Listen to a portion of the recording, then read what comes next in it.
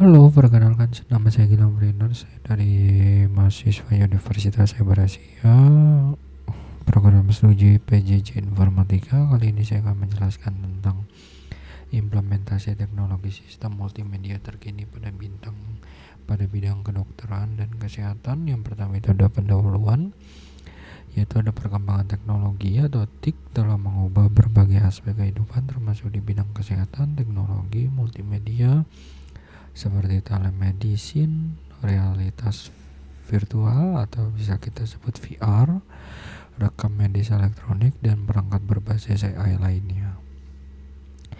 Itu menjadi pendorong utama transformasi layanan kesehatan baik dalam negeri maupun secara global. Lalu di sini ada landasan teori. Landasan teori itu adalah sistem multimedia pada bidang kesehatan mencakup teknologi yang menggabungkan teks, audio, video, dan grafik untuk memproses, menganalisis agar lebih jernih atau jelas, mentransmisikan informasi medis dengan cara yang lebih interaktif dan efektif. Seperti yang saya bilang tadi, sistem tersebut sering dimanfaatkan dalam diagnosis, pengajaran, konsultasi jarak jauh, serta monitoring pasien di rumah sakit. Yang ketiga ada implementasi sistem multimedia dalam kesehatan, ada telemedicine. Telemedicine itu adalah penggunaan teknologi komunikasi yang memberikan layanan kesehatan dari jarak jauh. Ini mencakup konsultasi melalui video call, pertukaran data medis, digital, dan monitoring pasien secara remote. Ya, bisa dibilang dari rumah, jadi pasien tidak perlu datang ke rumah sakit seperti itu.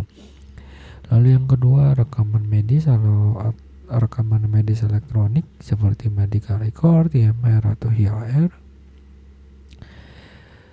Rekam medis elektronik ini sistem digital untuk mencatat, menyimpan semua data dan mengelola data kesehatan pasien secara elektronik yang dapat diakses oleh tenaga medis secara cepat dan akurat.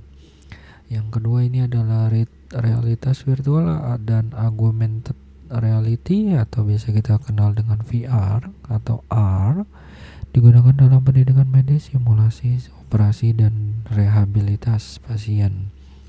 VR ini memungkinkan pelatih klinis yang dengan lingkungan simulasi interaktif yang aman bagi siswa dan profesional medis. Yang keempat ada standar multimedia dalam imaging medis seperti standar DICOM atau Digital Imaging and Communication in Medis menjadi fondasi penting dalam sistem multimedia medis global karena memungkinkan penyimpanan, penukaran, dan visualisasi gambar medis seperti MRI, CT scan, CR secara interoperable antara perangkat yang berbeda. Lalu yang selanjutnya di sini ada studi kasus implementasi Indonesia dan global. Dalam negeri kita memiliki telemedicine pemerintah dan rumah sakit. Lalu yang kedua ada inovasi dan perguruan tinggi, contohnya seperti ITS, 3D, AI, R, dan VR ya.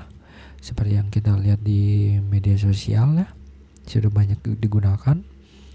Untuk yang global itu ada banyak, ada platform EdHealth berbasis satelit, SatMed, dia jauh lebih berkembang ya, digunakan untuk organisasi kesehatan pemerintah di negara berkembang untuk mengurangi kesenjangan layanan medis dengan menyediakan fitur multimedia seperti video, konsultasi, record, dan e-learning medis.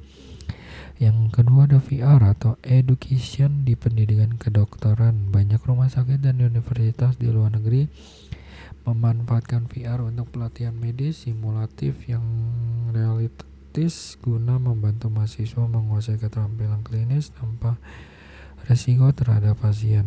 Yang kelima, manfaat dan tantangan. Manfaatnya meningkatkan akses layanan kesehatan ke daerah-daerah yang sulit dijangkau, mempercepat proses diagnostik dan perawatan melalui data real time, dan sistem multimedia meningkatkan efektivitas pembelajaran medis dengan teknologi simulatif.